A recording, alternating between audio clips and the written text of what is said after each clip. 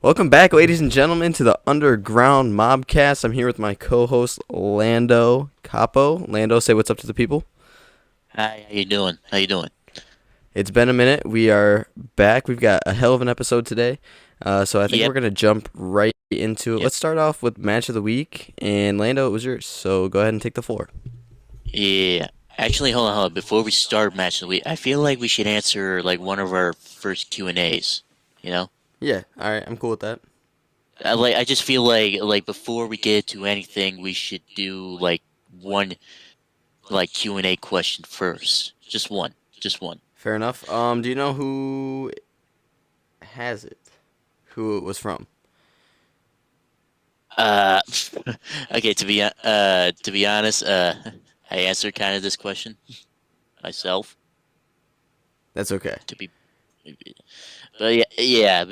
I just feel like just to test it out real quick, Yeah. how the old Q&A works with because I posted it on Instagram story, so I was just checking it out. So I just created like a question in my head and I just typed it down and there. But anyways, yeah. From me at Lendo underscore Il Capo underscore Capo underscore YT said, if you were a pro wrestler, which company would you not rather wrestle in? All right. Do you want me to take first shot at this, or do you You want can to go? take the first shot. I already have my answer, so Okay, so my answer is AEW, because as of right now, I still feel like the scripting is hit or miss. I don't feel like there's a clear, concise path in which they are going with anybody besides MJF. So with that, I would say AEW is not the one that I'd want to wrestle in. mm, WWE, I mean, Ricochet just fought Gunther. Gunther's obviously the IC championship holder. He'll probably stay around for a little bit longer. I think they have yeah, like a good path of like where they're going, now what they want to do. AEW, I don't really get that vibe from, so that's my pick. okay, okay. My my pick. Okay, my if I was a wrestler and if there's a company that I would not rather wrestle in, I have to say DDT Pro Wrestling. And okay, the reason why, okay, the reason why is because if you like Google DDT Pro Wrestling, okay, if you go to like like where it says images, you'll probably understand why I would not rather wrestle in that company. Okay? I'm looking it up right now to see what we're. Oh, God.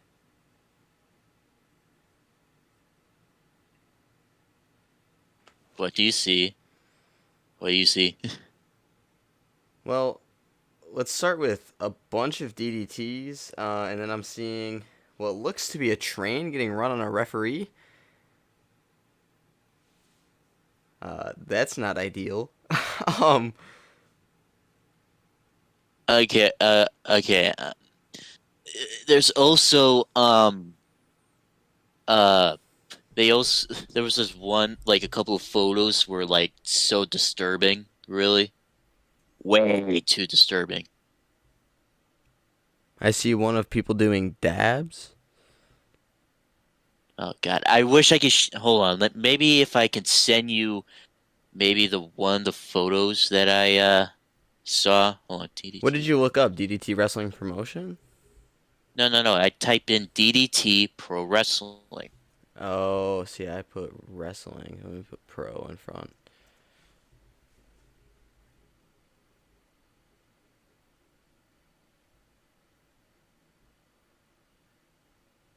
Oh, I see a women's champion. That doesn't really convince me it's a woman. Well, I'm just. Where? I swear to God, I typed in DDT Pro Wrestling once, and I just saw some very disturbing like photos of like one of the matches. Really. Hold on, maybe if Was it like Like, gruesome? no, it wasn't gruesome. It was like disturbing. Like, as in, like, kind of like sexual. Oh, is it the one of the girl grabbing the dude's junk? No, Oh. more like, okay. Oh, damn. Okay, hold on. I'm gonna try to find this. Okay, I'm gonna try to find the photo that I saw. Okay, I'm putting in DDT Pro Wrestling matches. Hold on. Maybe it will pop up. I see one with Kota Ibushi. Swear to God, like there was this one, like there was like several, like uh, like photos from the company that were very disturbing.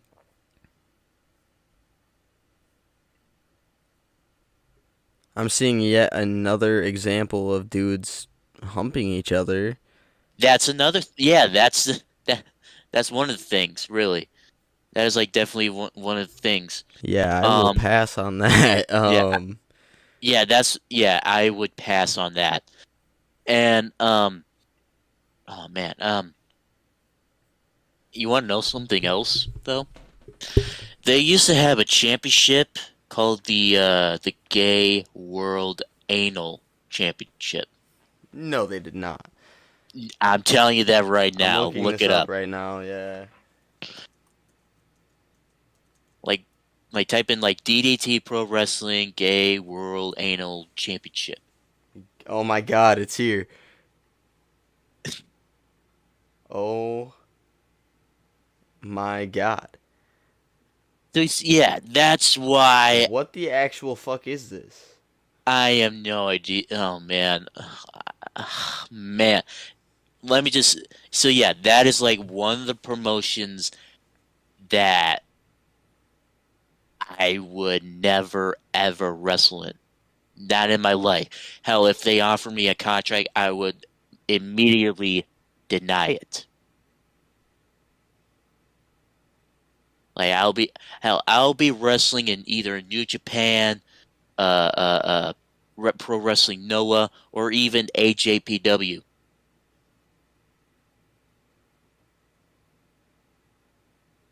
Dude, that's actually fucking ridiculous. I'm sorry.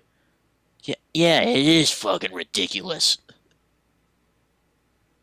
Like it's just man, like even the matches and that a championship.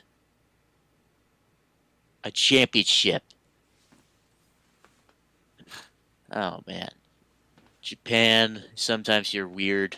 No offense, but actually no, I take that back. DDT Pro Wrestling. You're weird. Because like it's like in DDT Pro Wrestling, it's all about uh like Japanese pro wrestling and comedy wrestling. And I'm like, that's the thing, comedy wrestling. I don't like comedy wrestling. I'm sorry, but Yeah, yeah, I don't like comedy wrestling as well. Like, if you go back down to the roots of professional wrestling, you will see that it was actual like professional wrestling. It used to be Greco-Roman freestyle wrestling. That's what it used to be. And then they realized that people didn't want to watch an hour and a half of two dudes rolling around with no end in sight. So they had to yeah, switch it to scripted. yeah.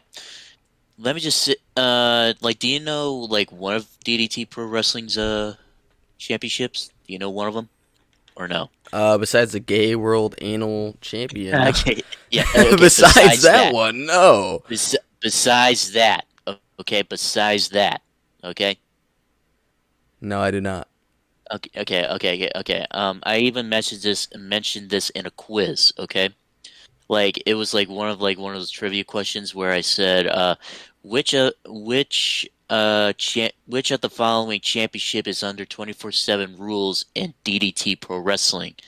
And one of them was like, the correct answer in that trivia question was the DDT Iron Man Heavy Metalweight Championship.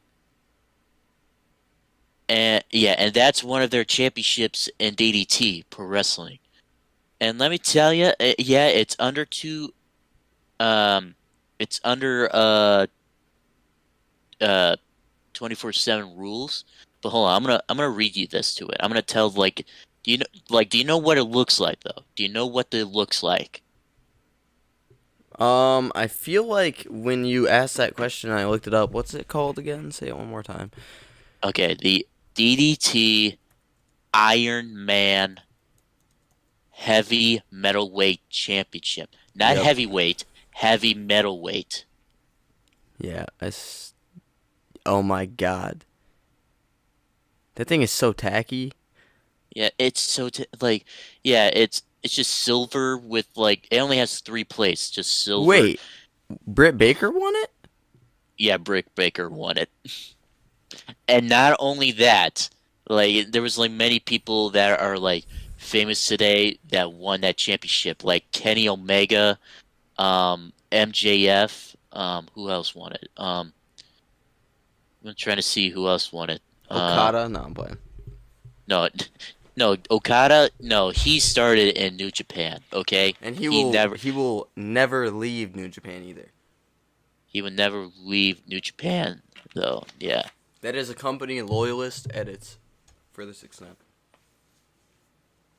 Oh, I'm trying to find okay, let's see who today who's okay, like I said, like Kenny Omega and MJF used to hold the title. The Young Bucks, the Young Bucks, uh Simultaneously or separately? simultaneously. How the fuck does that work? Like, you remember when like FTR were in WWE? Both of them were 24/7 champion at the same time. Oh. Okay. So it's kind of So it's like like, so yeah, it's like that, really. Kota Ibushi. Actually, I should say like how many times the Young Bucks won it. They won it two times. Kota Ibushi won it three times. Um, wait, should I say like the combined days as they won it, or just the reigns? you can just say the reigns. Okay. Wait, so yeah, Kota Ibushi three times. What else? Britt Baker, 36. Or sorry, once. I just said like how many days she's been Iron Man champion for. She only had it once, and it was 36 days. But anyways, and moving on. Um, Orange Cassidy. Orange Cassidy won it. Wait, hold on. Is this? No, this is a different one. Okay. Uh, who else? Uh, Michael Nakazawa. Joy Janela. Joey Janela. Yeah. Who else?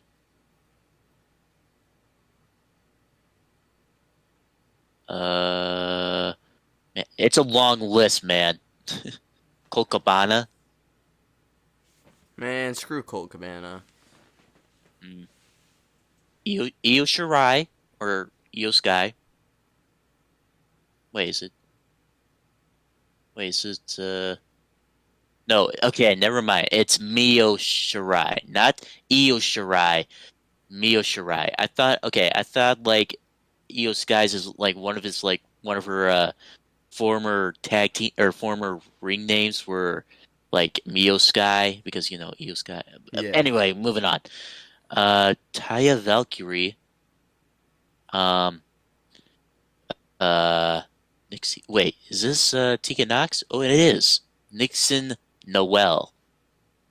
She held it twice. Rocky Romero, Brian Cage, Excalibur, Johnny Gargano, Jungle Boy, Ricochet, Zack Sabre Jr., um, Damn. Bandito, Randy Bandito. Rose, Randy Rose, Brian Kendrick, um, let's see, Chris Hero. Do you know Chris Hero? Yes, I know Cassius Chris Ono. Hero. Come on now. Yeah. Christopher Daniels. The Fallen Drew Angel. Gulak, Eddie Kingston, uh, Eli Drake, formerly known as, or now known as LA Knight, Frankie Kazarian, uh, what else?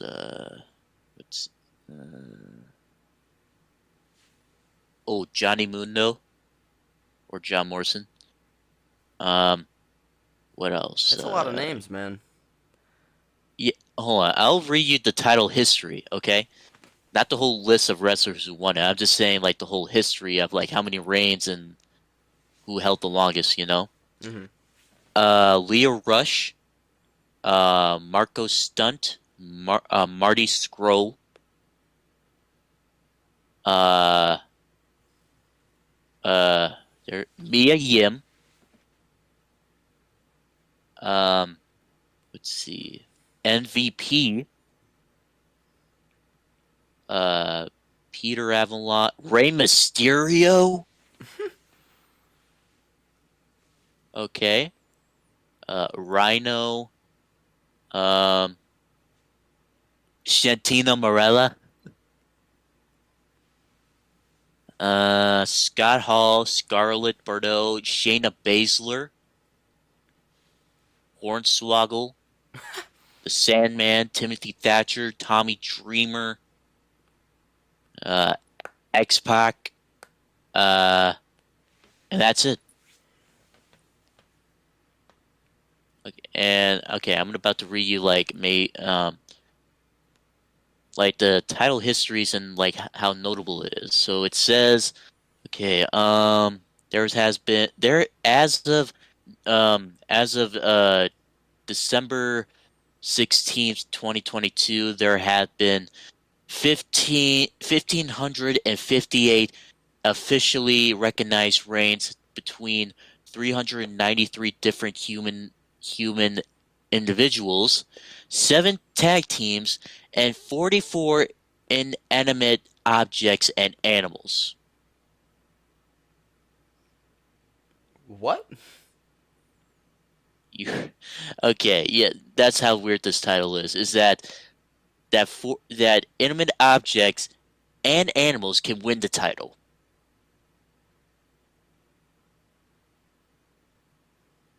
How? I have no idea. The record for most reigns is held by Shinobu, who won it 216 times, including by trading the title back and forth with 215-time champion Yoku Miyamoto, a total of 303 times on the same night. Shit. Denshuku Dino holds the record for longest combined reign with at least 448 days and counting. Masa Takanashi's sixth reign is the longest singular reign at 333 days. Only 147 individuals have held the title for longer than a day. The title has occasionally been won by unusual means, such as a auction for the belt, rock paper scissors, and even a title change that occurred in a dream. Huh? That Okay. Weird, but okay. Notable champions. There has been over 1,500 title changes for a belt, which has been won by numerous males and female wrestlers and non-wrestlers, including children, animals, entire audiences, and inanimate objects. Animals: a monkey, a miniature Dutch hound dog, a cat, and inanimate objects: ladder, kitty chain, a monk hunt. What's a monk hunt? What- no Uh, idea, dude. another stuffed doll who would. Oh, it's a stuffed doll. Okay. A baseball bat, a chicken doll, uh, a doll again, a a Pro Wrestling Wave poster, Big Japan Pro Wrestling ring t- ring truck, uh, an ice ribbon ringside mat, a Penta beer or pint of beers. Why I say pint? I'm stupid. Anyways, pint of beer, three different sticks of yakitori. I don't know what that is. Two different steel chairs. Uh, a, and a title belt itself. How? Oh man, yeah, that is the reason why I do not want to go to that promotion. Fair enough, man. Anyways, moving on to match of the week. My match of the week is uh Kazuchika Okada as the IWGP Heavyweight Champion versus Tetsuya Naito as the IWGP Intercontinental Champion at Wrestle Kingdom 14 Night 2 for the IWGP Heavyweight and IWGP Intercontinental Championships. Now, let me tell you, this match was 35 and a half minutes long, okay? And just a standard singles match, okay? Like, and as a result of that match, like, Naito became the first wrestler to win both the IWGP Heavyweight and Intercontinental Championships. Like, before this match happened, like, on night one, Tetsuya Naito won the IWGP Intercontinental Championship by defeating Jay White in over 30 minutes. And Kazuchika Okada, who actually retained his IWGP Heavyweight Championship against Kota Ibushi for nearly 40 minutes in that match. So, yeah, that's how this match was formed. The night before, this match was formed, and then one night later, they have the match. And let me tell you, this match was won for best bout for in a best bout award in 2020 between Okada and Naito at Wrestle Kingdom from Tokyo Sports. And let me tell you, this was Okada and Naito's 10th ever match together, really. Like, their first match together was like in a tag team match back on January 29th, 2012, when Naito teamed with Hiroshi Tanahashi, who was IWGP Heavyweight Champion at the time, and Okada teamed up with his stablemate Shinsuke Nakamura, who was the leader of Chaos at the time, and uh, I believe I can't remember which team won that match. I think it was Naito and Tanahashi, I believe. But yeah, just that, like, I reviewed the match, yeah, and it was just like it was a five starter for me between Okada and Naito. Just both championships on the line in the main event of Wrestle Kingdom 14. So yeah, that was my match of the week. It's a good pick, dude. Mm-hmm. Set history. Yep. Long, but to be fair, that's how a main event is supposed to look. Oh yeah, definitely. I mean, I know for a very long time, WWE was doing like those main events with Brock Lesnar and Goldberg, where they were like 5 minutes, dude. 5 minutes. Who wants to buy a pay-per-view ticket to watch a 5 minute main event? Yeah, definitely. I think that was a really good pick. Yeah. Now on to the breaking news, ladies and gentlemen. We got some breaking news that I found. Mandy Rose has been released from WWE. Correction. NXT. See, because or I feel NXT. like this is a setup for her to come back at the Royal Rumble as part of the main roster once more.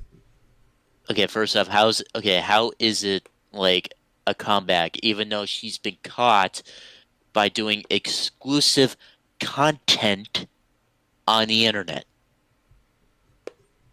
You think they really care? I don't. Well, here's the thing. Okay, she said that she knew was gonna get caught, and that's why like they fired her. Really, Mm. that's why they fired Mandy Rose. It's like it's not because they looked through her pay or well they kind of did, but like it's because of this one video where she was like uh, completely topless in a pool. Mm. So yeah, that's how WWE find out that she's been doing some exclusive content on the internet, and she even said that she knew that she was gonna get caught Yeah, see, I'm by going to doing that. need the video evidence of this simply for evidence reasons. Like what? Like look up the. I just need to see proof that this is real video, that it was indeed Mandy. It was definitely Mandy. I just got to make sure, okay? It was definitely Mandy because I looked it up on Twitter Hmm.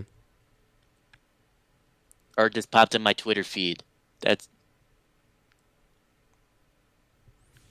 Point is, it's going to have to be in my inbox before I believe it.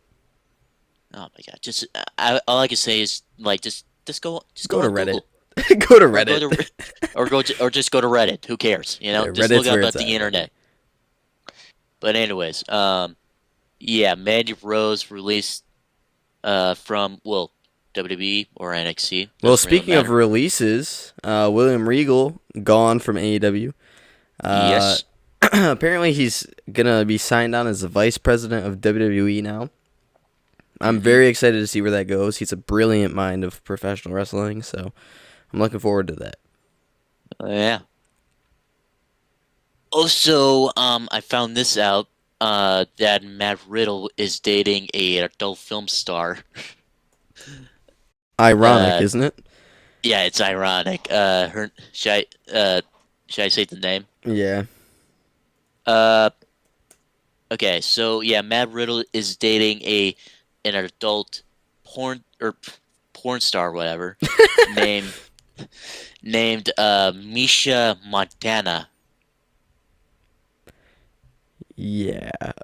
Um. Yeah, I Go. don't know what she is, Go, Matt. but I guess. I don't know.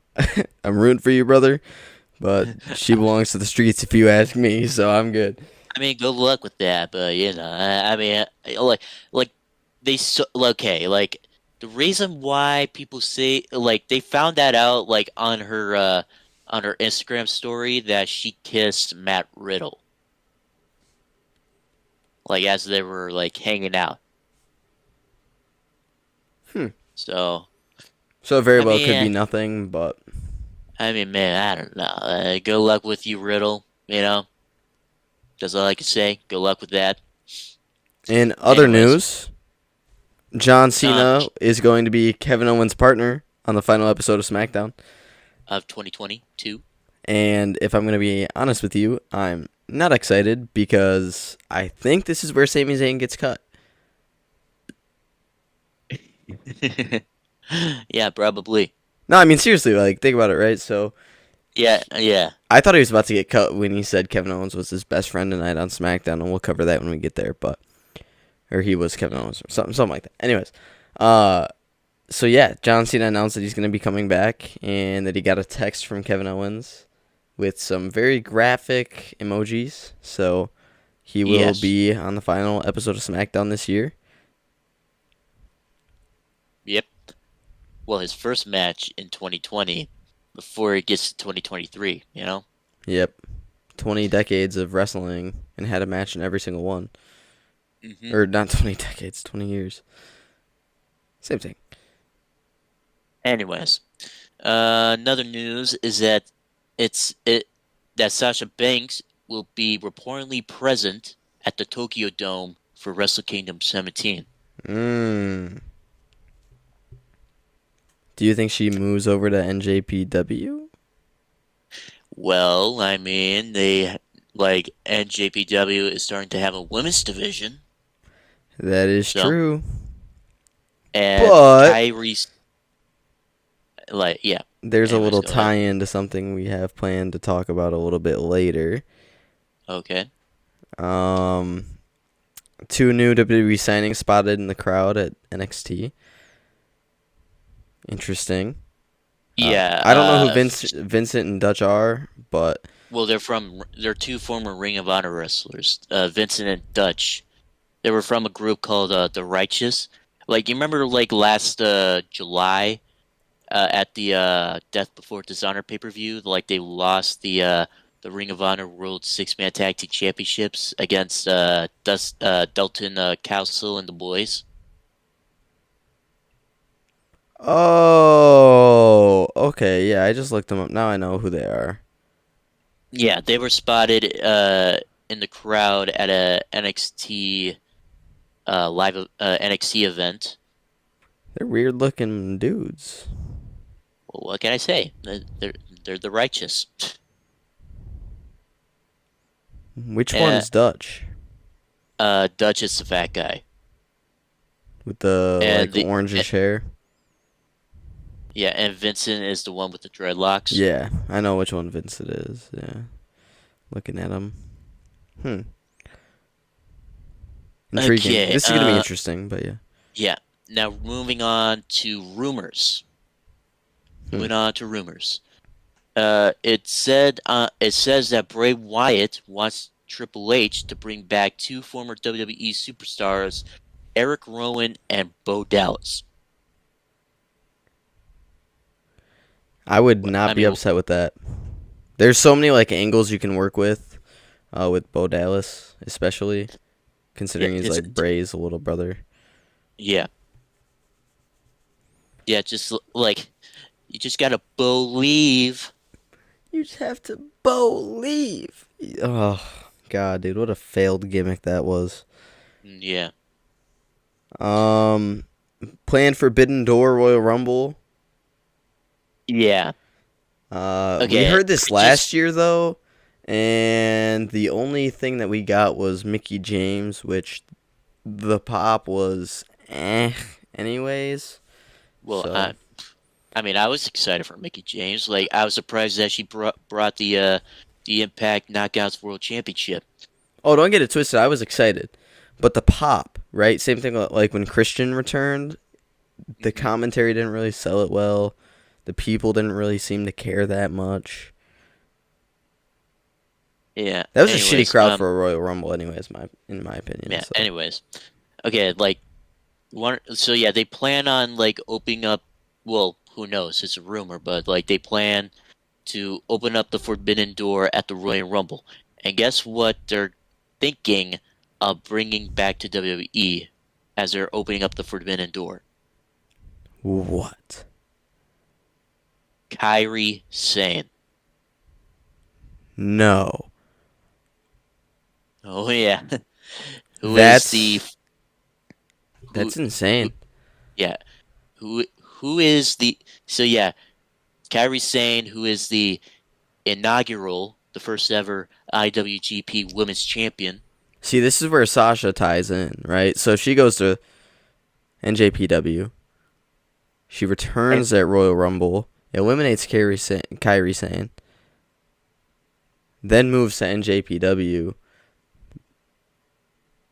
oh yeah, and wins the championship. yeah, wins the championship. Hear me Yeah, out. because yeah, like yeah, like even though like it says that like Sasha Banks is reported to be at Wrestle Kingdom at the Tokyo Dome. Even though she's scheduled for a match against what was her name? Hold on, I'm looking up who she's facing. Uh she will be facing uh she'll be facing where is she? Tam Nakano.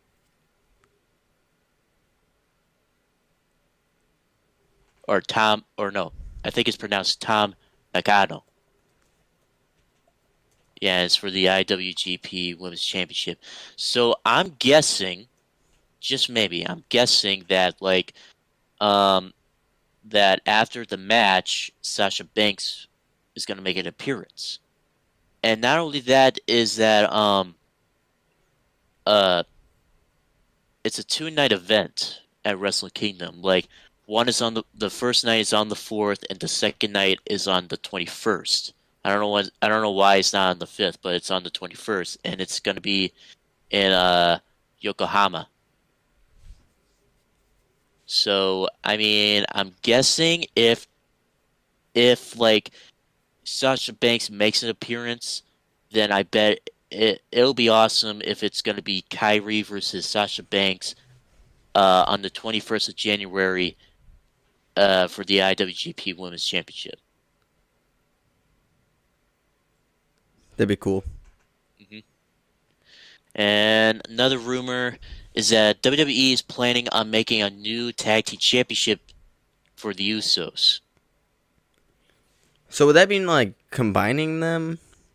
Yeah, like combining them, yes. But I bet like what? Okay, like I mean, yeah, combining them, but I don't. I maybe they're gonna they're either gonna retire both of the championships, or they're just gonna leave one active and one retired. Same thing like with like the WWE Championship and the World Heavyweight Championship back in like TLC 2013 when Randy Orton won both of them. Yeah. Like because like the WWE Championship was still active, but not the World Heavyweight Championship. So like that's my guess. That's my guess. Fair enough. And the last one, Vince McMahon regrets retiring and wants to go back to WWE. I have one comment on this one, which is why. I swear to God, if they like sign him on because it's doing well, fuck that. He is I mean, bad like, news bears.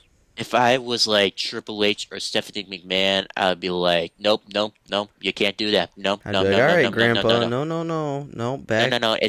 No. It's time for you to stay your ass home. Stay your ass home. Nope, you're retired. Stay that way. We don't need you. We're good. No givesies, backsies. No, no, no, no, no, no, no. You can't. No, no, no. You can't take what. You can't take back on what you said. Okay, you stay that way. Good I don't care sir, how we rich need you you to are. stay You home. ain't coming back. But yeah, that's for rumors for the podcast today. Now let's move on to some.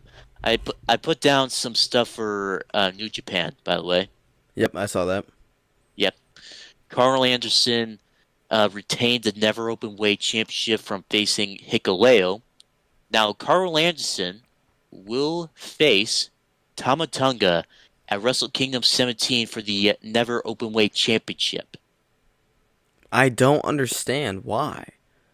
Like, okay, like maybe they just wanted to do it on a big stage. I don't know, fucking know. But like, yeah, I just feel like I thought that Hikuleo would defeat Karl Anderson and like let him be and just let him like go to WWE since he's signed back to WWE and as still as the never. Or I'm mixed up with words. Okay, so like what I'm saying is that I thought that Hikuleo would win the Never Openweight Championship and Karl Anderson would just go back to WWE.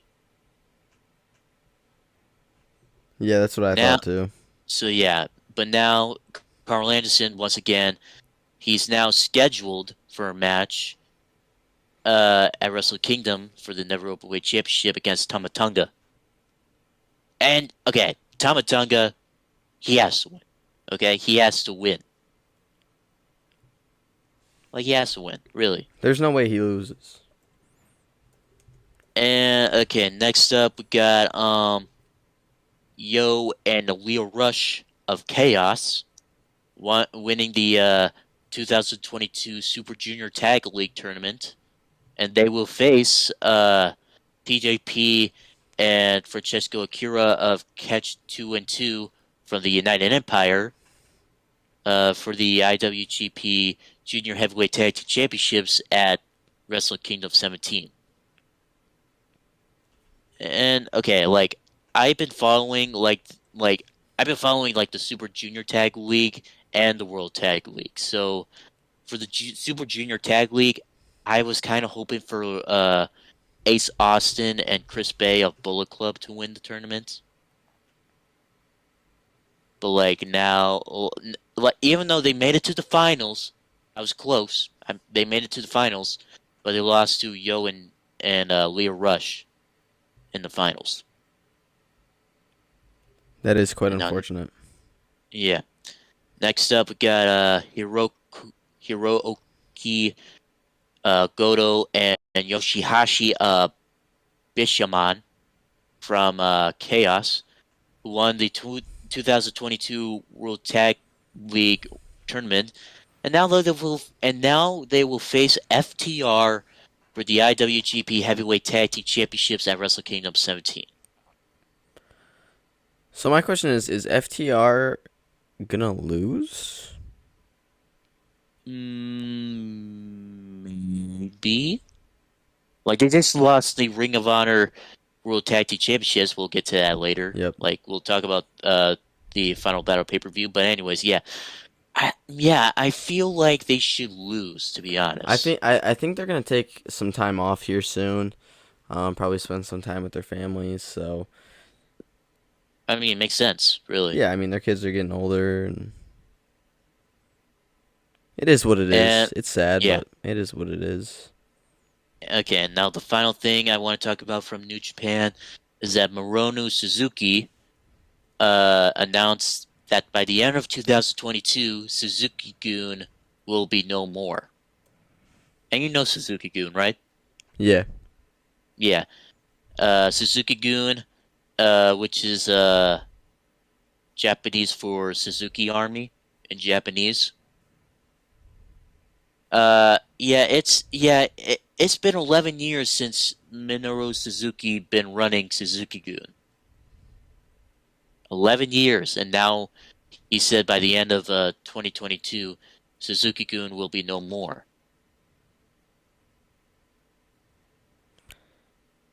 It's a long time, man. Yeah, that's a long time. Minoru Suzuki, the king of pro wrestling, is putting an end to his faction. Yeah, well, I mean, he's been out and about doing other things.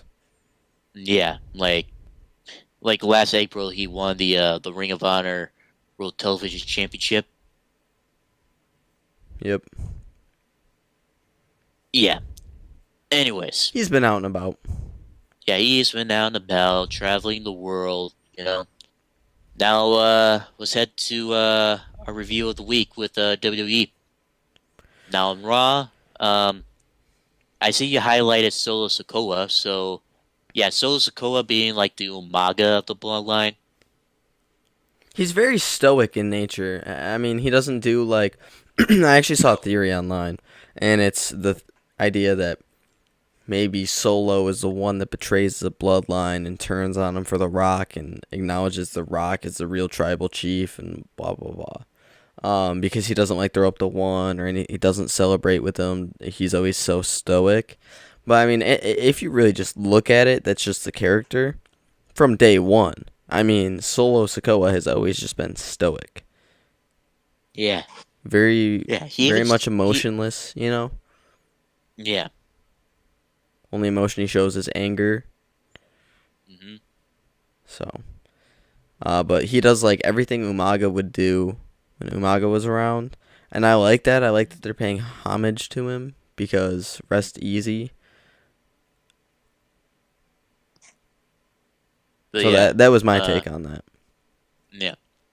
Candice LeRae and Nick like, have you seen like one of those like backstage interviews with Candice LeRae and you see Nikki Cross in the background? Oh, really? Yeah. I have not been paying that close of attention to Candice LeRae, to be honest. Oh, really? Oh, okay. Well, I'm not even a big fan of her, to be honest. I don't really find her like It's not because I don't like Candice LeRae. I just you know, I just don't I don't dislike her. I just don't mind her. You know? Yeah, I just feel like she got a lot of her push from the fact that she's with Johnny. Yeah. But yeah, like this kind of gives me like thinking that. Do you think it's gonna I'm thinking it's gonna Nikki Cross and Candice LeRae would be teaming up soon because that was kind of like back in NXT when Dexter Lumis was like stalking Johnny Gargano. Mm.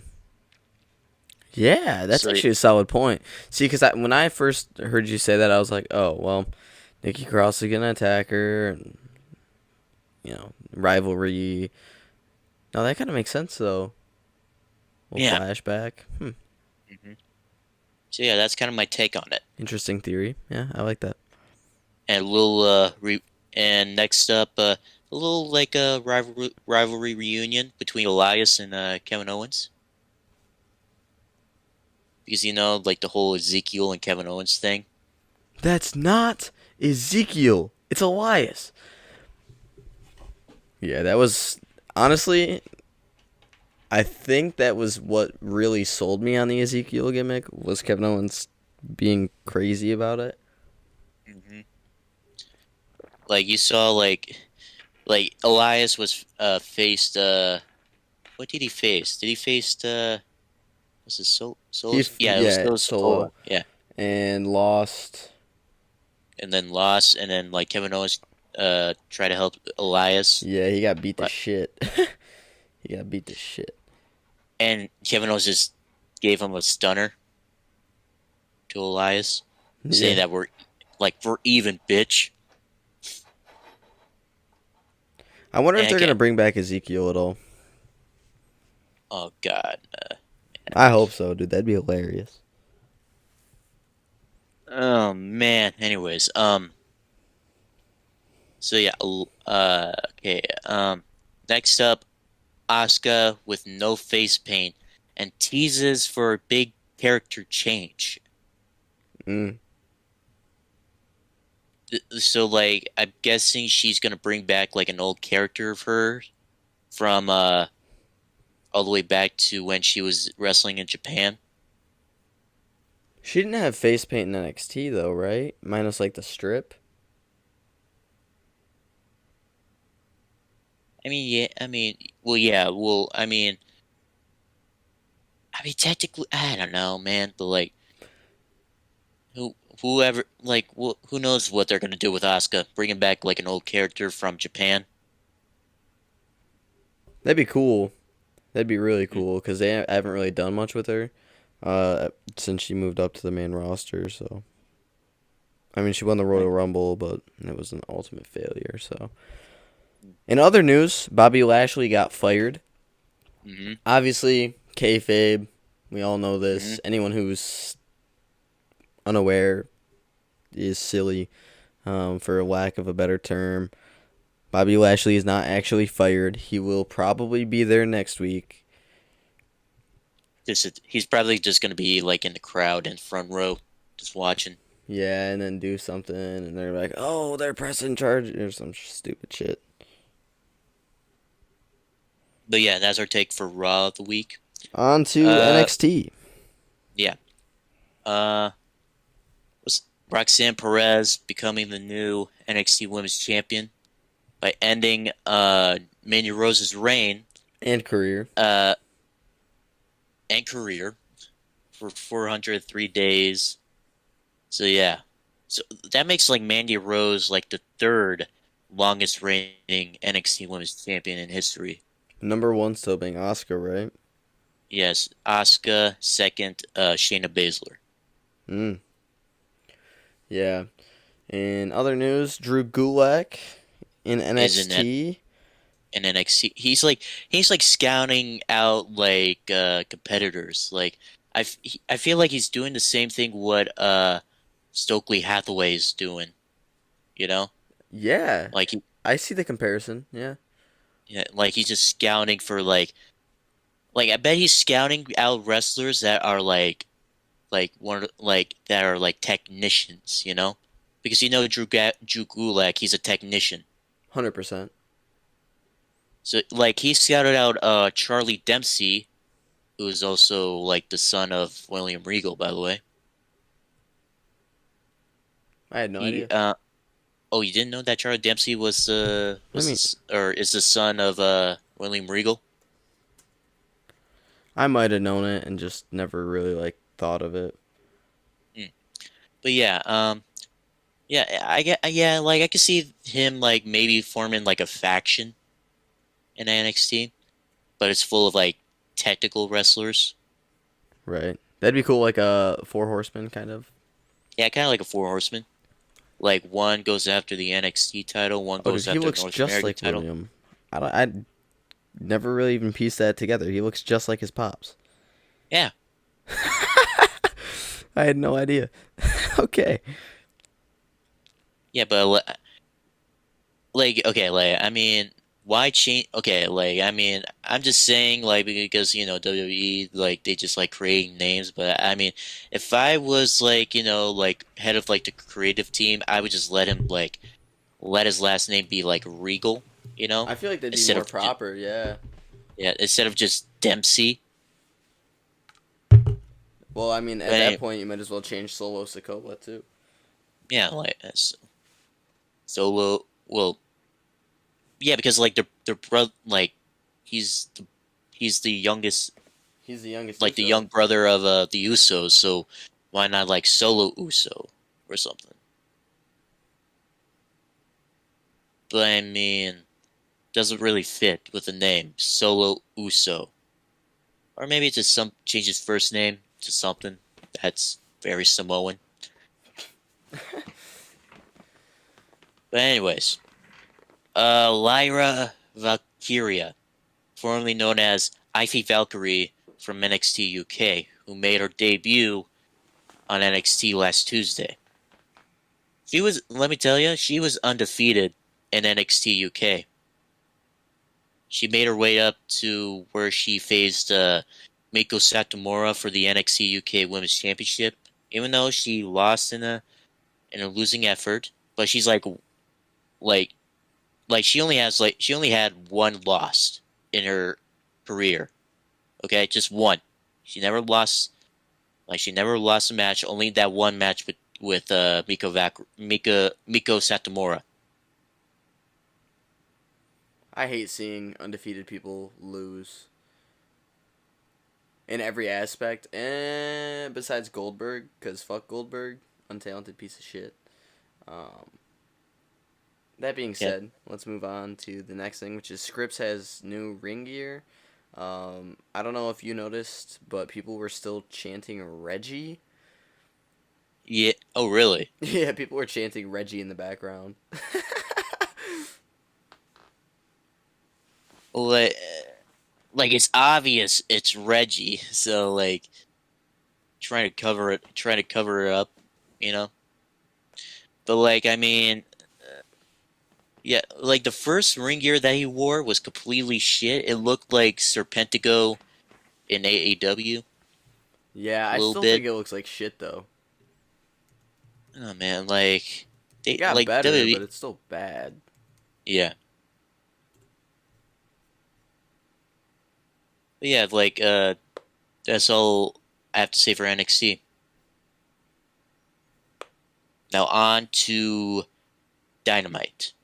Death Triangle with 3 points defeated the Elite, who still has 1 point, and they announced that their next trios match will be no DQ. Mm. So my question to you is: does the Elite go 3-0 in the next three, or do they lose? I mean, I bet like like the the next trios match is the Elite is gonna win, and then the sixth match would be the Elite to win. It's gonna end like in like a tie, really. But and I bet in the seventh match, it's got to be for the AEW World Trios Championships since they're tied. Mm-hmm. and there must be a winner. So I'm betting that like the Elite are gonna go all the way. Well, blowing a 3-1 lead in like sports is very big. You know, there's all. I don't know if you ever followed NBA or anything like that, but the Warriors I blew a don't watch three it. one lead. I don't watch it either, but Warriors in like 2016, 2017, something like that, blew a 3-1 lead, and that's like the talk of ever. Oh, they blew a 3-1 lead. If the Death Triangle blows a 3-1 lead, does that hurt them? Like, do you think that does something for them? Yeah, No. probably, maybe. I don't know. I mean, I bet I could tell that the Elite is gonna win, like the no DQ match. Anyways, moving on. Chris Jericho losing to a jobber named Action Andretti. Did you really just call that man a jobber? He put on a hell of a performance. Okay, He's well, no the champ. James Ellsworth, okay? Okay. Well, yeah, Action Andrade. But I'm just saying because many people in the audience were chanting, "Let's go, Jobber." Okay. Yeah, a lot of people don't know who he is. Me being one But of yeah, them. at the same time, yeah, he did put on a hell of a performance, and yeah, he like as Taz said this on commentary, the upset of the decade. Yeah, he is no Chince McMahon, but he sure did put on a show. He did put on a show, and he pinned an 8-time world champion. And now, like a few hours later, Action Andrade is all elite. What can I say? Well deserved. I guess. With a roll up pin, I don't know about well deserved, but And no, he didn't win from a rolled up pin. He like it was a standing shooting star press, and he pinned Chris Jericho 1, 2, 3, and yeah, it wasn't a rolled up pin. I thought it was a roll up pin. No. He it was like he delivered a standing shooting star press on a Jericho, and he got the 3 count. Mm, So yeah, it's definitely well deserved. fair enough. Okay, next up, MJF retaining the AEW World or I was about to say World Trios, AEW World Championship and the Dynamite Diamond Ring against Ricky Starks. Like MJF having the Dynamite Diamond Ring for the 4th time in his career. I mean, do you feel like at some point he's gonna they're gonna let him drop the Dynamite Diamond Ring? I sure hope not. I mean, it's become like a staple of who he is, you know? Kiss the I mean, ring. yeah, like kiss the ring, but like I mean, you could also get like another ring. That's true. That's true. I would like to see him keep it personally. I wouldn't mind if he dropped it, but yet again, minding it and wanting it to happen are two very different things. So, I would like to see him keep it. That being said, But yeah, though, the match was a banger. match was a banger, and Ricky now Starks always like puts on a show. I'm very, very hot on Ricky Starks, and I've been very hot on MJF for a good amount of time now. He's yeah, definitely like the best heel in professional wrestling all around. hmm also yeah, yeah, and I totally agree that like MJF is like the number one villainous wrestler in the world today. Because like if you were to compare him to Roman Reigns, I mean like it's not really a fair comparison because Roman Reigns is loved for being a heel, right? Like MJF, I guess nowadays is loved for being the heel that he is, but before, you know, he was still very hot. People hated him. People hated his hmm guts. His mom showed up to a show with a sign dissing him. hmm I don't know. With that being Yeah, said, and let's move on to SmackDown. actually no, hold Oh, on. go ahead. Before that, but like I was about to say, now, like since like MJF retained the world championship, now the next challenger for the world championship is Bryan Danielson. Mm. Do you think he Yeah, drops it to Bryan? like I mean, Bryan Danielson, he hasn't won a championship since he came to AEW, or hasn't won a championship in Ring of Honor since he came to like AEW. You know, Yeah. I don't see so how you can justify giving him that championship shot, though. I don't know, but like, oh man, That's my question, right? Because this is my problem with AEW as a whole. Is like the booking makes zero sense to me. So he loses to Chris Jericho. hmm He lost. Didn't he lose to Daniel Garcia too? Or did he not have a match with no, no, Daniel no, Garcia? it wasn't. No, it wasn't Daniel Garcia. No, No, it was Chris. Yeah, he loses to Chris Jericho, uh, trying to get the Ring of Honor championship. So how is it that when he loses in one championship match, he then goes and gets a more prestigious championship match? Regardless of the cheating, the fight math is not mathing. I have no idea. But yeah, I kind of get your point there. Right? Like I mean this is why I said I would rather not go to AEW. I feel like they're overwhelmed with talent, don't really know what to do, so they're like, who wants spotlight? You. Okay. We're going to have you face how about the champion? And we're going to have you over here. You're going to face how about some random guy from NJPW? You and they just go on. Like, yeah, that's the thing with AEW. They just bring in like wrestlers from different companies from around the world just to fight in their company. And most You of the know? time, they beat the fucking guys. Like, Yeah. you're not building anybody up here. You're just knocking them down. Poor guy. But yeah, yeah. But anyways, move on to SmackDown. Uncle Howdy debuts.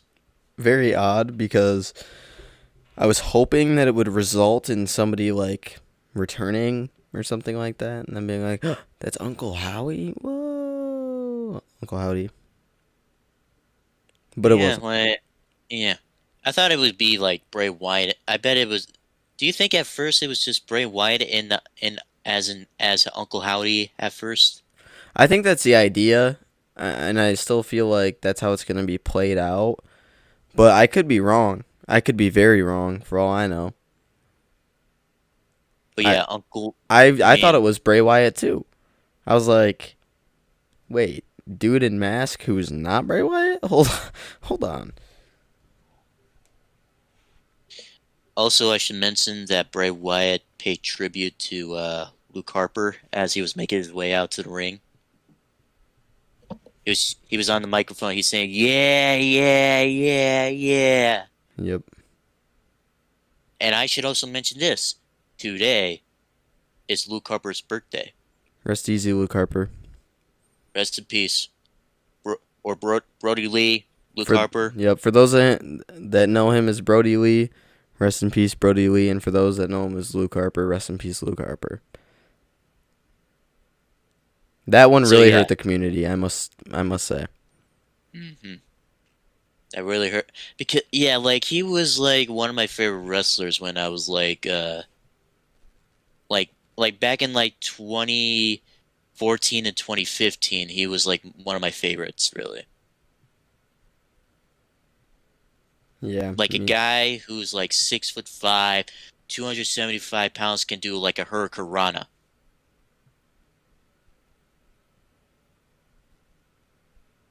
Like you get the point here, right? Oh yeah. Uh, so yeah, it was pretty cool that Bray Wyatt paid tribute to Luke Harper, just being on the mic, just yelling, "Yeah, yeah, yeah, yeah." For those who don't understand the reference, Luke Harper in his time in WWE, that was like his thing. hmm Um, let's start with the opener though.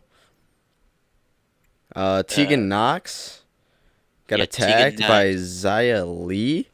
Originally I didn't really have any idea as to why that might be, but it looks like they're just trying to like knock people off of the WWE Women's SmackDown or not tag team, but championship opportunity match. Raquel Gonzalez got beat up tonight. Tegan Knox got beat up tonight. Yeah. Rough night to be a woman on SmackDown, I'll tell you that much. Yeah, like at first, okay, like, yeah, we didn't know who like blindsided Tegan Knox, and like me, I decided to scroll through Twitter, see what some people would say, what they think it is. Most people on Twitter say it was like Chelsea Green. Only for Wade Barrett to go on commentary and say it was Xylee. Oh, really? It was wait, was it Wade Barrett or Michael Cole who spoiled that? I don't know who first brought it to light, but I know I heard Wade Barrett say that it was Xylee. If that makes sense. Like, I'm not sure who, like, spilled the beans first, but I know that Wade Barrett at one point did say it was Xylee. Man, like, yeah, like, I'm like, oh, thanks for spoiling it, Michael. I thought it was like Michael at first. Dude, honestly, like, they could have just left it at that, and the build-up would have been, like, intense, and people would have been talking about it, but whatever. But yeah, so yeah, it was Xia Li who attacked Tegan Knox. Like I saw like in like on Instagram, like the video where like the woman with the black hoodie was being taken out by security guards, and she was short. So yeah, it's definitely Xia Li because Xia Li is like 5'3". Hey, man, have some respect. That's I'm tall. just saying. I'm just saying. I'm just saying. Okay. That's Okay. tall, man. I'm just saying. Anyways, yeah, as yeah, Xia Li is the one who blindsided Tegan Knox during the Women's Tag Team Championship match. Moving on, Ricochet. He So, put yeah, this down. Ricochet versus Gunther for the Yep. IC Championship. Gunther retained. That was a great match. At one point, Michael Cole said Ricochet quick as a puma, which I feel like is hinting at his past as Prince Puma. Yeah, And with all that's this like. talk of them like opening a forbidden door, I wonder if we might be seeing a change in Ricochet back to Prince Puma. I mean, that's that's just a bit like foreshadowing. That's a Yeah. stretch, though. I mean, let's keep it Yeah. a buck 50. It was a stretch, but would you put it past WWE to slide something I mean, it could real be like a slight in there? maybe. I mean, it could be like a maybe an alter ego Yeah, for like Finn Ricochet. Balor has, Yeah. the Demon King. Yeah, like Ricochet just being himself, and he has Prince Puma. That'd be sick. That'd be sick. I just want to make note of that because I thought that that was really interesting. It like really stuck out to me like a sore thumb. Yeah, So I wanted to make note of that. and like we could, yeah, and like after like Gunther like retained his Intercontinental title, like Imperium came out and they were about to like assault Ricochet till like Braun Strowman came out trying to help him. So yeah, I could see that we could see that Braun Strowman will be the next challenger for Gunther for his Intercontinental Championship. I could see it happening. Very well think that that's what's going to happen. However, I do not want Braun to win. And why is that? Why I I don't hate Braun mind. Strowman, and here's why. Because his gimmick is literally the fact that he's big. Hmm. I think that's ridiculous, and I think that's unfair because, quite honestly, he's kind of boring in the ring. He's boring on the mic. Can I just say this?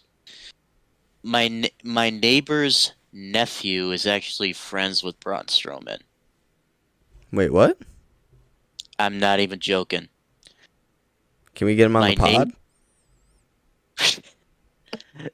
I mean, I don't know, maybe, but it's true that my neighbor's nephew is actually friends with Braun Strowman. Get him on here and I'll grill him. Oh, okay. No, I'm Well, playing. well, If he were here's to the come thing. on here, like, I would have a lot of interesting questions for him. I don't necessarily think he's a bad talent because he is really athletic. Mhm. I mean, he outran a cruiserweight. I don't remember if you, or I don't know if you remember that back in like 2016, 2017 when the cruiserweight was like a very big deal. He chased one around the ring and caught up to him, and they were like, "Oh my God, he outran a cruiserweight." They sold that really well. Yep. He's athletic.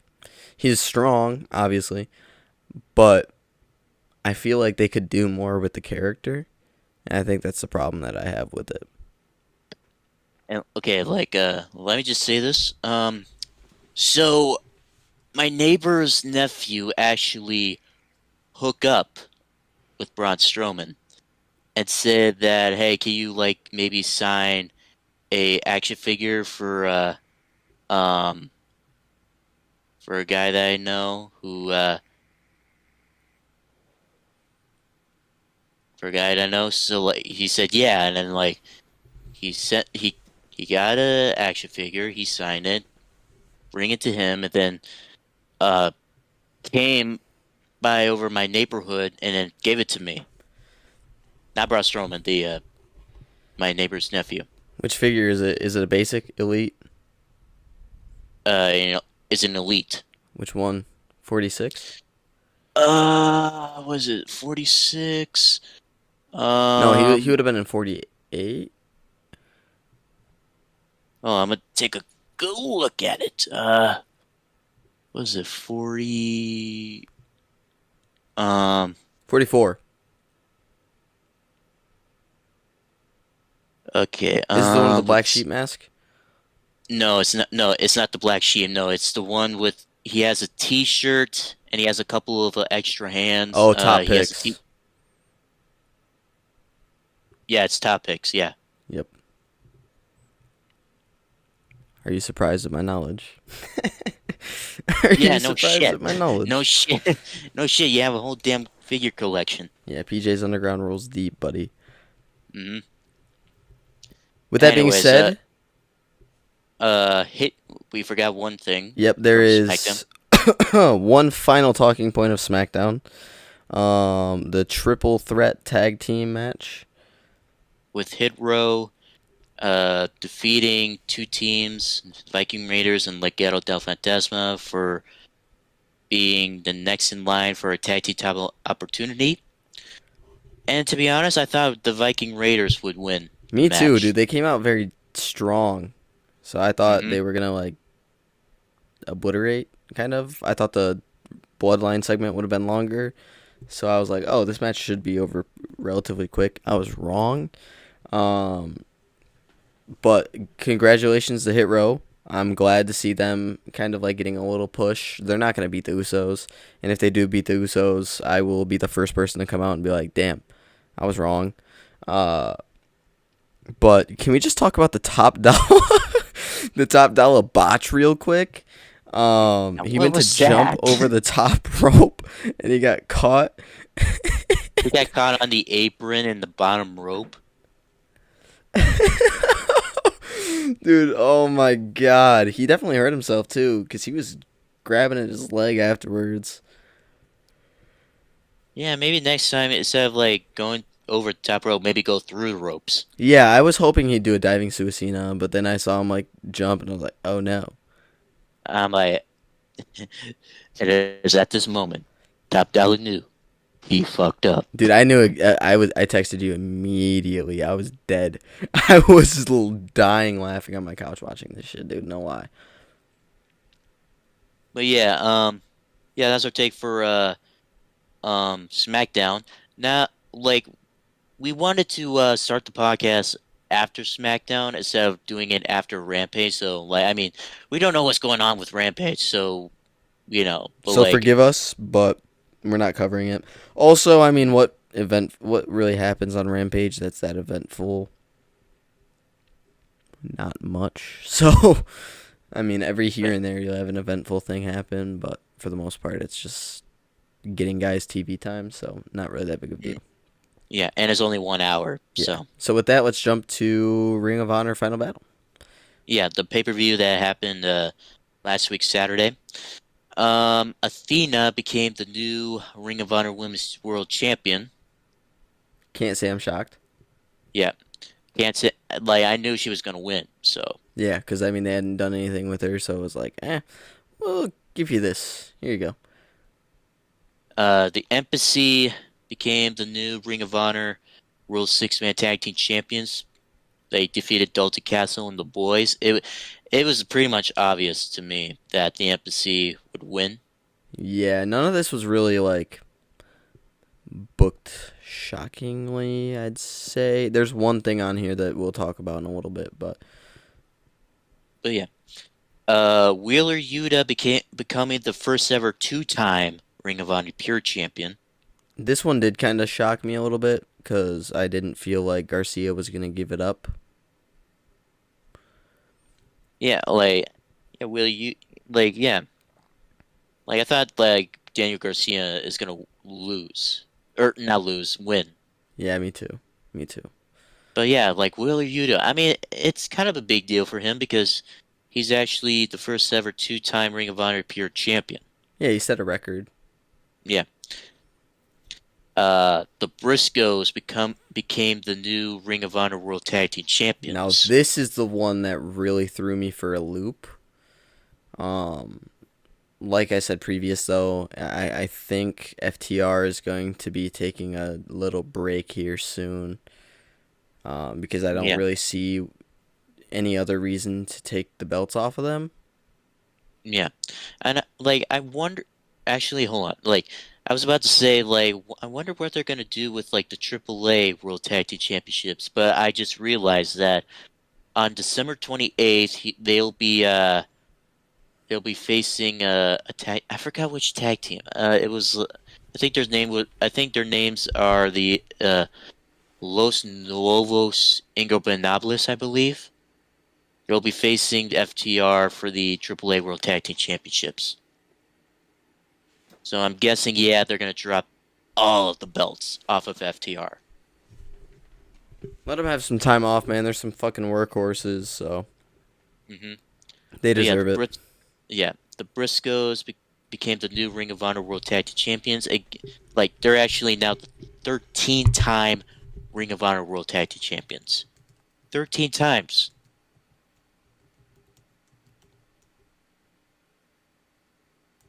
Like there's like the Dudley Boys who are 18-time uh tag team champions, and now like in the modern era, we got the Briscoes, or Yep. 13-time Ring of Honor World Tag Team Champions.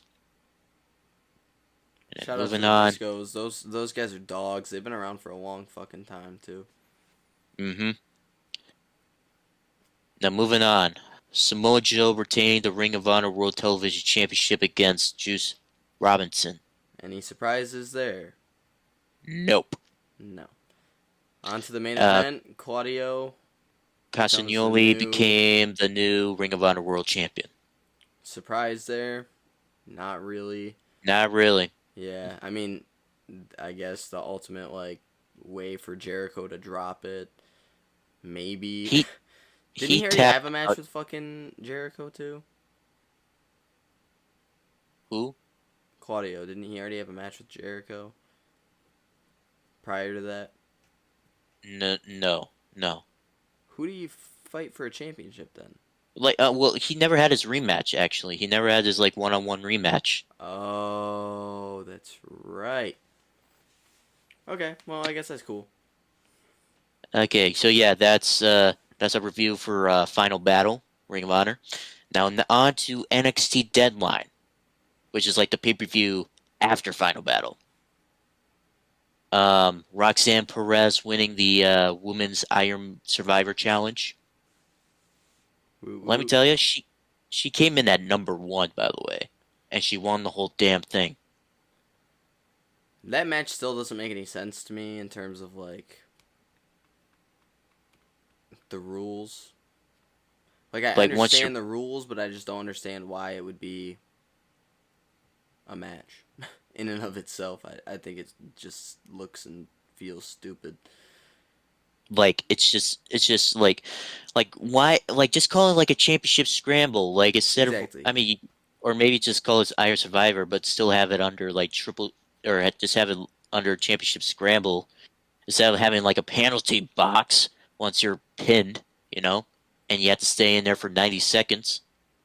I mean, in reality, all that does is help you feel better. You get a minute and 30 seconds to get your I shit would together and go back in.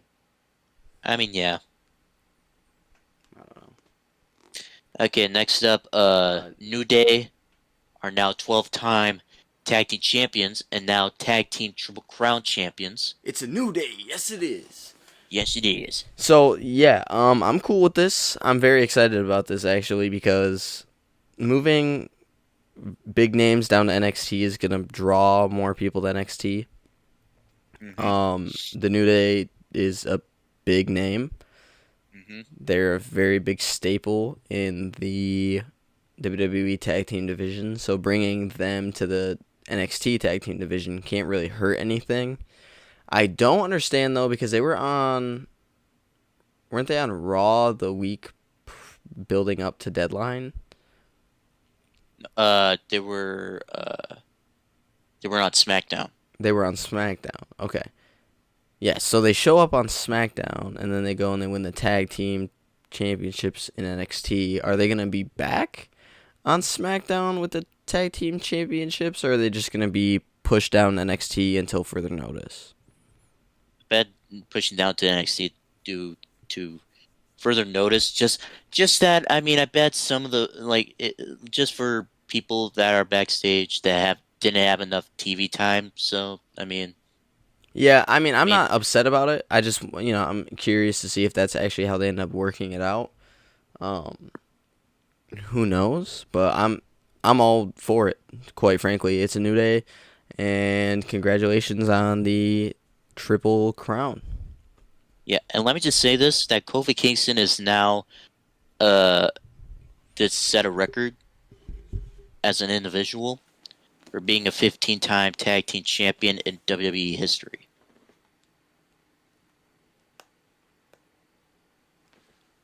Is he the first ever person to do that? Well, no, well like no, not the well for most reigns as a tag team champion in the company in WWE. So not like of all time, you know. Right. Yeah, in WWE. Hats off to him, man. That guy's a workhorse too. Mm-hmm. So yeah, congratulations to the New Day, even for Kofi for being for having the most reigns for tag team champions as an individual. Now next up, Grayson Waller winning the men's Iron Survivor Challenge. Not what I thought was gonna happen. Yeah, me neither. Like I thought it would be either like Axiom or Carmelo Hayes. Yeah, I did too. I really thought it was gonna be a kid. Oh, Yeah. didn't mean to name drop, but that's who it is. Oops. Oops. Oopsies. For those who don't know, that's who it is. I did some thorough research when I saw the NXT You, Deadline poster, and I was like, he I looks mean, familiar. he was once known as a kid back in NXT UK, but once he moved up to NXT, he developed a new character and called himself Axiom. Kind of cool. Definitely who I thought was gonna win. That or Carmelo, just like you. Mm-hmm. Grayson Waller, though, hats off to him. I do like his character. I feel like he kind of got set back by having his feud with AJ, in my personal opinion. Because it didn't do anything for him. I thought it was going to be like a push to the main roster. It wasn't. So Okay.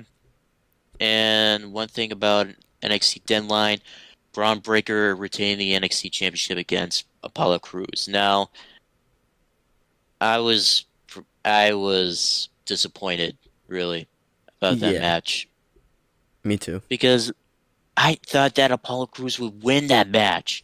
I thought he had Phyllis it won, dude. Dixon. There were several points in there where I was like, oh, and then nope, Braun Breaker would kick out. I was like, well. Okay. I think Anyways, that goes to show how much pull the Steiners have, though. mm, I don't know. yeah. I personally don't like them, but Well, yeah. Anyways, so yeah, that's our review for NXT Deadline. Now I want to show you that you only want to do the top 10, right? yep. Okay, hold on. I'm gonna actually no. I'm gonna keep the top 10 so that you could read it on your own.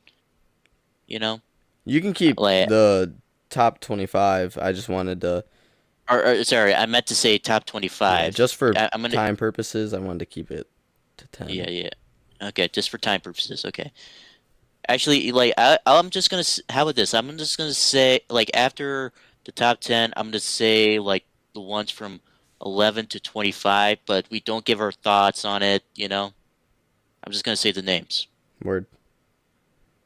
Okay, so yeah, we're about to show PWI's top 100 tag teams of 2022, and number one is Jimmy and Jay Uso of the Usos, the undisputed WWE Tag Team Champions. Now, I kind of disagree on this. For number two is FTR, who are or who was who were triple crown or triple tag team champions, but now since they lost to Briscoes, they're now a double tag team champion. They've been popping off 2022, and I think they should be number one instead of number two. 100%. Yeah, no. And seeing FTR at number 2 disgusts me. The Usos, they're hot or whatever, but they're hot because of Roman. Hmm. FTR literally has a pop named after them. The community as a whole talks about the FTR pop, and Hmm. the crowd stands up and cannot wait for them to come out. You can see the same thing with the Bloodline, but it doesn't happen with just the Usos. So I think it's kind of unfair to put them at number 2.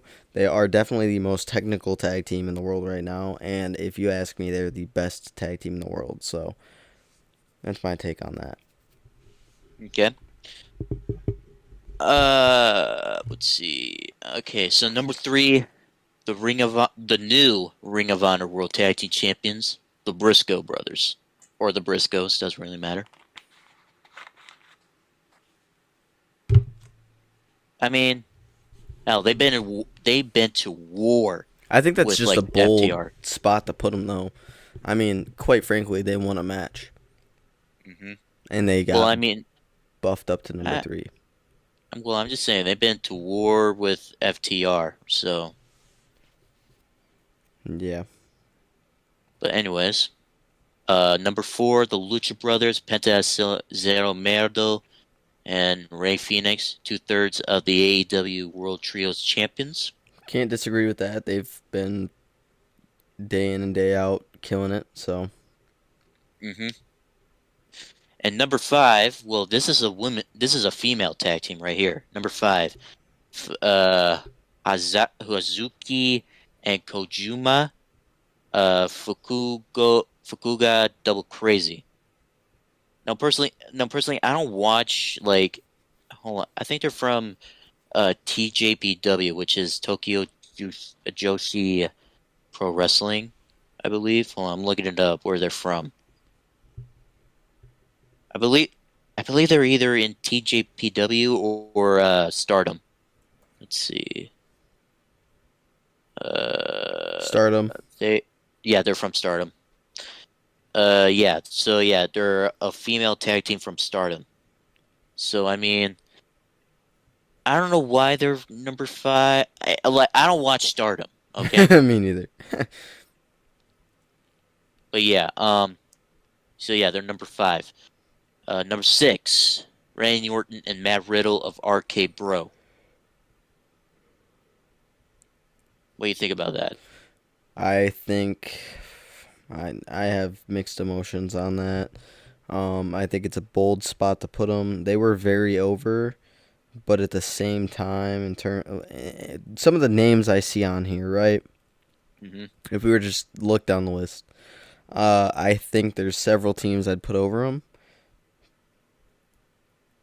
But nonetheless, the gimmick was very over, so can't discredit the choice. Hmm.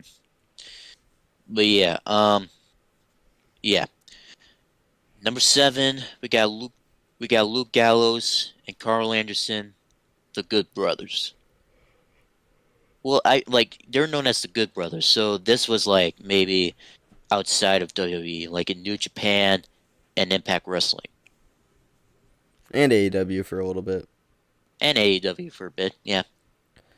I'm not upset about that. I think it's hard to put them over the uh, number 8 is the Young Bucks. I'm just gonna spoil it.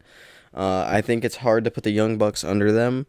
I think it's hard to put RK Bro over the Young Bucks too, personally, because if you talk about day in day out talent, Young Bucks have been around for a good amount of time and they put on spectacles everywhere they go. So I don't know. I This list for me is very very shaky. Mm. Yeah, yeah, pretty much shaky. Now number 9, Allysin Kay and Marti Belle, the Hex is their tag team names. They're from NWA. It's a female tag team. Mm.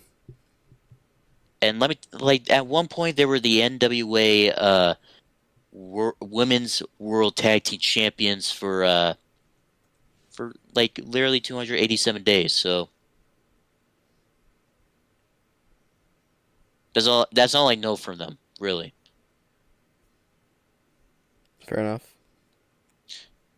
Yeah, and number 10, this tag team that I had to look up.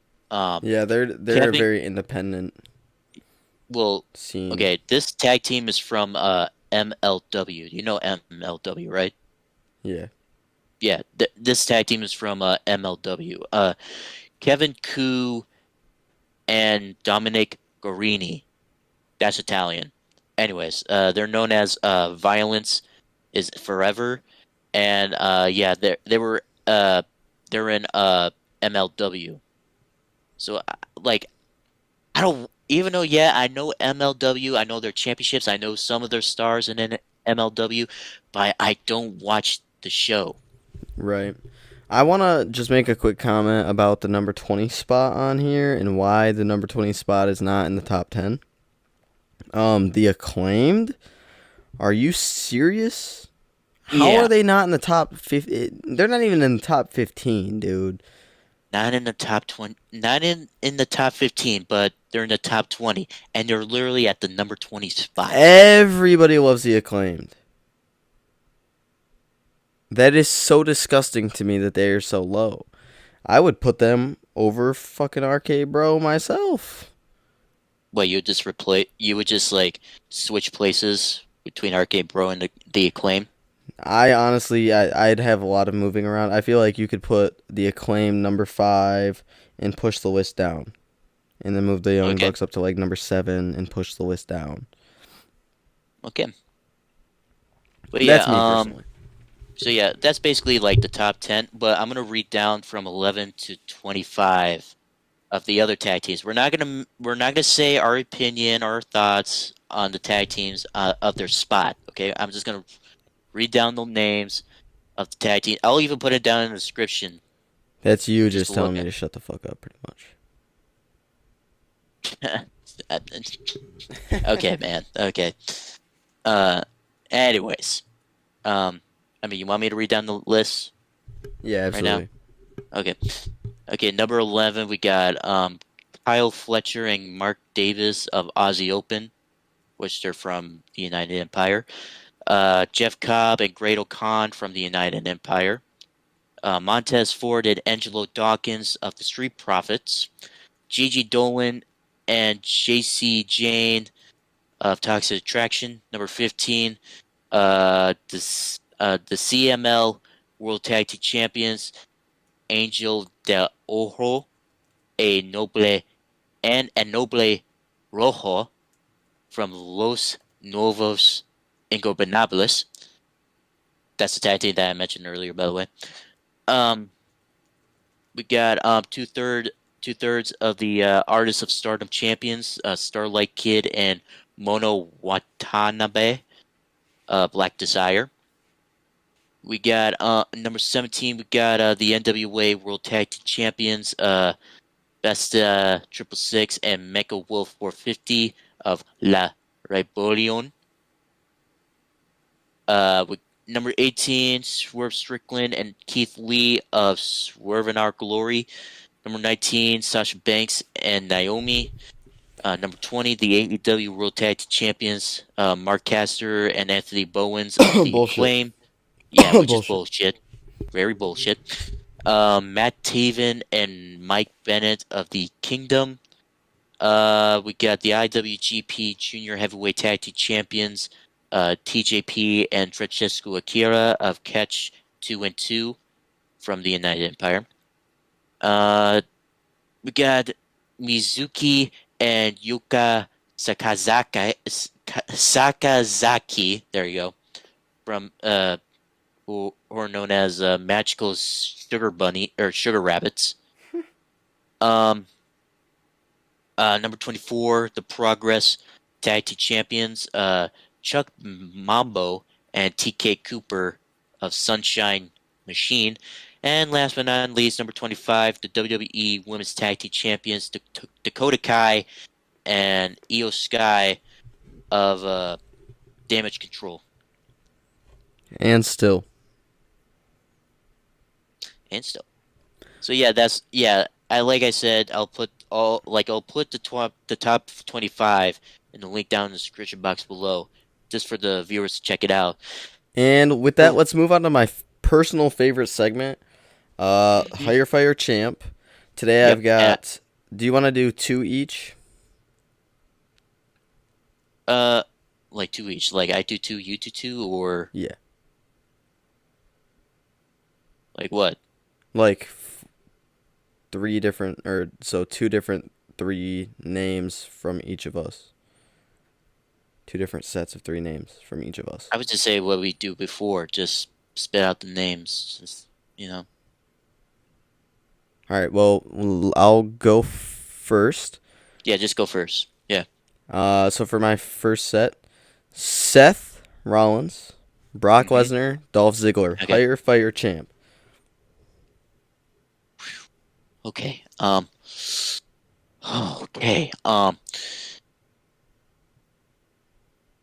Okay. Okay. I would make Seth Rollins champion because he is the type of guy that would, because I feel like he would like give some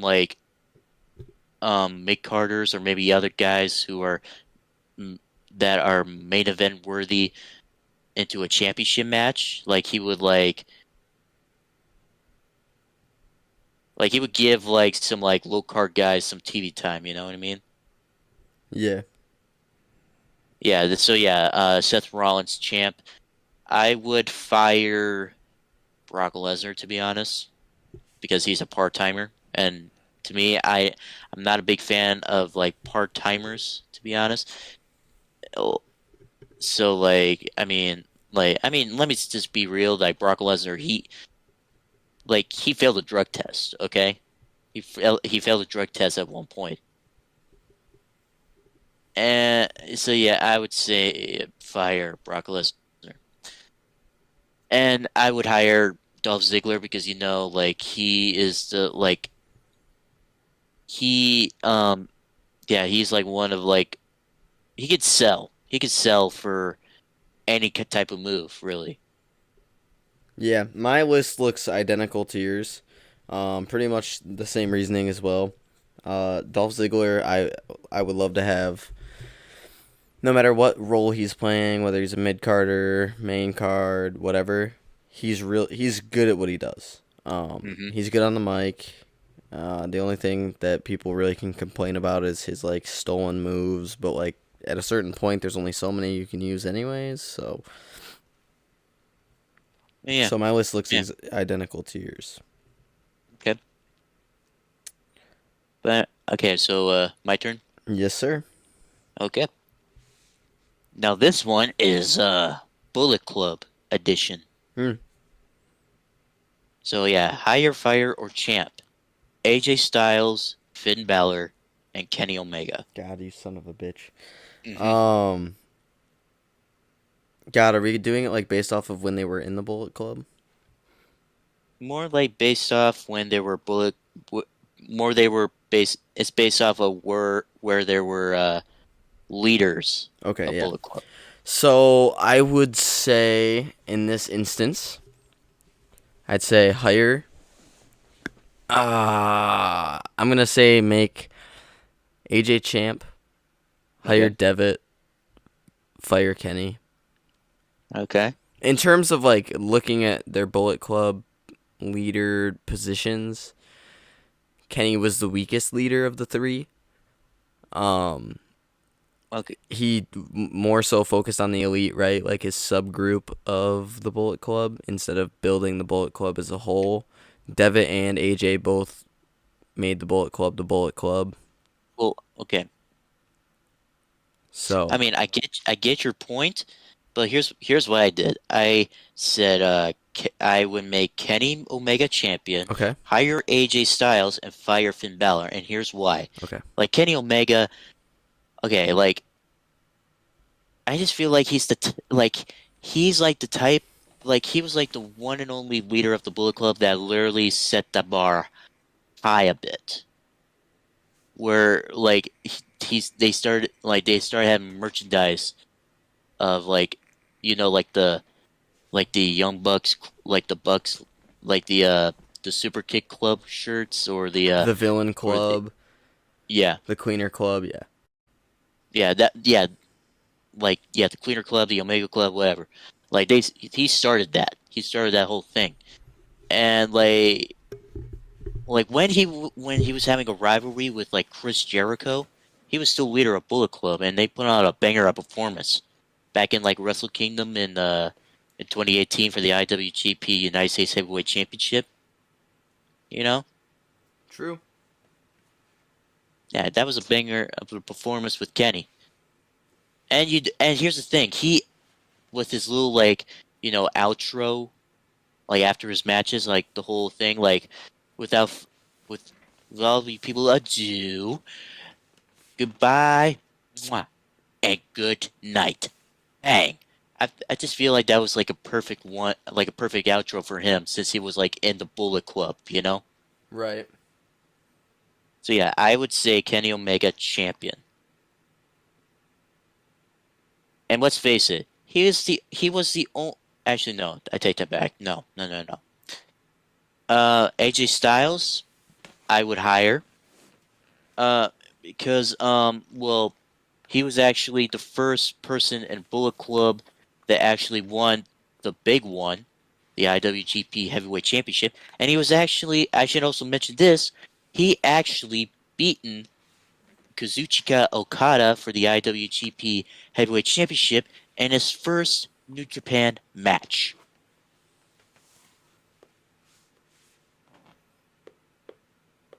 So yeah, like he only stayed in New Japan for only like 3 years, and he only won the IWGP Heavyweight Championship twice. But for me, I would hire him and let him win like a bunch of like mid card titles as well. Like in WWE, like he's a Grand Slam champion now. Like he's a two-time WWE champion, three-time U.S. champion, former Intercontinental champion, and former Raw Tag Team champion. But yeah, I would make him like a Grand Slam champion over in New Japan. You know? Fair enough. I mean, Kenny Omega always puts on bangers. He's a classic machine. Um, AJ's the same way. I don't know. I might have to change my list now, Lando. You kind of convinced me. Yeah. Mine would And definitely fall more in line with yours now. Now I'm thinking about it. yeah. And Finn Balor. Okay. Well, here's the thing. Not that not that I don't hate the guy. It's just that like here's the thing. Like yeah, he's the founder, like the founding leader of Bullet Club. And here's the thing. Like I could have like I wish I could see him like being IWGP Heavyweight Champion, but like during his run as the leader of Bullet Club for only 1 year, he was like the IWGP Junior Heavyweight Champion. Like even though like the Bullet Club was like pretty much like the #1 faction in New Japan since it started, but he never won. Like none of the members of like Bullet Club never won like the heavyweight title. It was just Finn Balor being the IWGP Junior Heavyweight Champion during that time. Till like he's been like during that reign as IWGP Junior Champion, he held that title for like 433 days till he lost it to Kota Ibushi. That's like at Wrestle Kingdom. That's where he uh had the Demon gimmick. That's when the Demon King started in that Wrestle Kingdom. It was like Wrestle Kingdom. It was in 2014 when he brought out the Demon character. God, that was so But long ago. yeah, and like then like 4 months later, uh, he had a match with like Rusuke Tagachi. He wanted to beat him like fair and square, but then like like the Young Bucks were involved, and he didn't want the Young Bucks to involve, and then like members of Bullet Club uh started to betray uh uh Finn Balor. And that was pretty much like Finn Balor's last match in New Japan since he signed to WWE. So yeah, to be honest, I have no choice but to fire Finn Balor. Yeah, I'm going to align with you on this one. You made a lot of sense out of it. See, because I was just thinking about it in terms of, like, who was a better leader. But in reality, who would you rather be putting on spectacles for you? I'd take Omega. I'm an Omega diehard. In fact, I have an Omega shirt on right now. AJ Styles, also an AJ Styles diehard. Wish they would have done more with him this far in WWE. In terms of, like, another push would have been nice. Yeah, so I'm gonna have to fall in line with you. I'd second guess myself here, and Yep. I go with So yeah, you. you change your questions to what I have. Yeah. Right. Okay. Now, before we end the podcast, As per usual. as per usual, want to do 5 questions or you want to do 10? Let's go 5. I think we're almost at the 2-hour time limit here. I mean, can you check? We are 12 minutes away from time limit. I mean, you still want to do 5 or? It's up to you. Whatever you think feels right. I'm down for whatever. I'm not really in a rush to get out of here, so. Okay. You know what? Let's do 5. Fuck it. We're doing 5. Okay. Okay. You know the drill. Everybody who's watching is that before we end the podcast today, we do a trivia quiz that's based off of pro wrestling. So, Parker, are you ready? As ready as it gets, Lando. Okay. In 3, 2, 1, and start. Who's the first Japanese-born NJPW wrestler to join Bullet Club? A. Yujiro Takahashi, B. Kenta, C.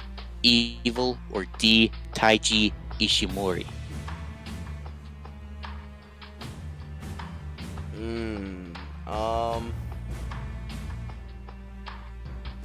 Run me through the names one more time. Okay. A. Yujiro Takahashi, B.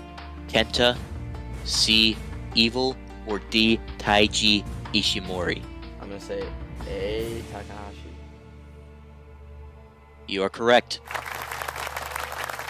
1 of 1. Lando, you hearing this? Yep, 1-1. Who holds the record for being the longest reigning WWE 24/7 champion for 112 days? A. Rob Gronkowski. B. R-Truth. C. Riddick Moss. Or D. Reggie. Reggie. D. You are correct. That was a softball. I don't know. I just feel like just putting out like a 24/7 championship question in there. Anyways, this one, true or false? Lance Storm became the first triple champion in WCW history. False. I'm sorry, you were wrong. It was true. Lance Storm was actually the first triple champion in WCW history. He once held the WCW United States Cruiserweight and Hardcore Championships at the same time. Go Lance Storm. Okay, now fourth question. Once again, true or false? Dr. Britt Baker, DMD, is the longest reigning AEW Women's World Champion for 372 days. God, true. I'm sorry, you were wrong. I was hoping you would get that right. Oh, is it Sheeta? It's Sheeta, isn't it? Yeah, it was Sheeta, who is the longest reigning Women's World Champion in AEW. God, I feel like if we were to start the podcast with the quiz, I'd do so much better. I'm just like so worn down by the end of the podcast. Okay, anyways, last question, and hopefully you get this right. Okay, at NXT TakeOver Phoenix, who did Johnny Gargano beat to become the NXT North American Champion? A. Damian Priest. B. Ricochet. C. Leon Ruff. Or D. Velveteen Dream. Okay. We are going to do the process of elimination here. It's not Velveteen Dream. Yes. I know who it is. Ricochet. And you are correct. Let's go. So yeah, 3-5, not bad, not Listen, bad. That's a winning record, dude. That's a winning record. That's better than anything the Lions can pull out right now. So yeah, that's it for the podcast. This is actually like our longest ever. Yeah, like 100%. nearly 2 hours. Nearly 2 hours. 1 hour 53 minutes and counting. Ladies and And gentlemen, counting.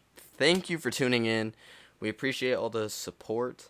And if you liked it, feel free to leave a like, subscribe.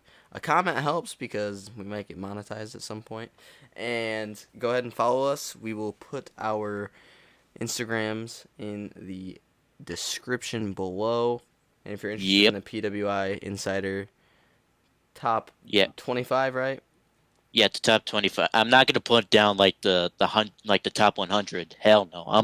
I'm only putting in the top 25. Yeah, top 25 tag teams will be in the Actually, I'll leave a link to the top 100 list. There you go. So if you're interested in checking it out, feel free. If you have any comments about our comments on it, feel free to leave them down below. And with that, Lando, go ahead and kick it out with the Kenny. Kenny in Italian. You know what I mean? Ooh! Okay, boy. So, signore e signori, arrivederci, e buonanotte. Bang!